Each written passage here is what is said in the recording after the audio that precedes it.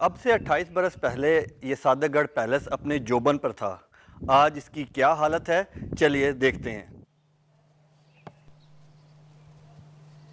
یہ محل بہاولپور سے کوئی 50 میل کے فاصلے پر ہے.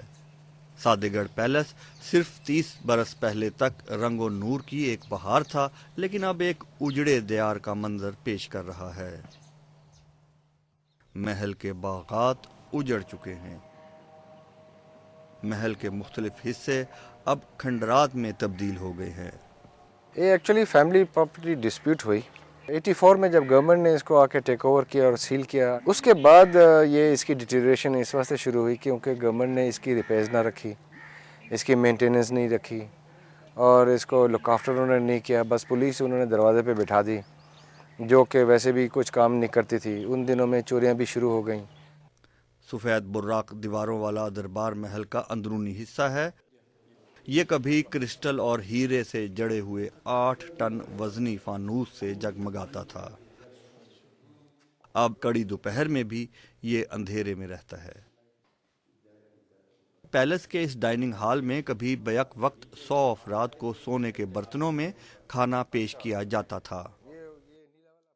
عباسی خاندان کے محلات شیل ہو گئے، ان کے نوادرات نیلام ہو گئے. پھر میں نے حصہ لیا، دیکھا ہے، میں نے خریدے. یہ دنیا کی مہنگی ترین توپ ہے، یہ دنیا میں کسی کے پاس نہیں ہوگی، نہ بہاولپور میں کسی کے پاس نہیں ہوگی. جب نواب صاحب کو خطرہ محسوس ہو انہوں نے یہ چلا دینی ہے.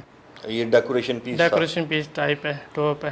وہاں پہ ان کے آفس میں پڑا ہوتا تھا. یہ اچھا، تو کیسے چلاتے تھے اس کو؟ اس کو یوں کھول کے یوں کھول کارتوس ڈال دیا.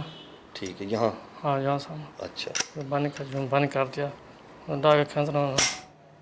دربار ہال کا تمام فرنیچر کرسٹل کا بنا ہوا تھا، جن کے ہتھے سونے کے تھے.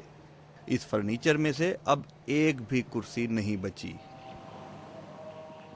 صادق گڑھ پیلس کی کہانی بیان کرنے کے لیے ایک پوری کتاب لکھی جا سکتی ہے، لیکن بس اتنا کہنا کافی ہے کہ اگر کسی نے دیکھنا ہو کہ بربادی کیا ہوتی ہے تو وہ صادق گڑھ پیلس کا دورہ ضرور کرے.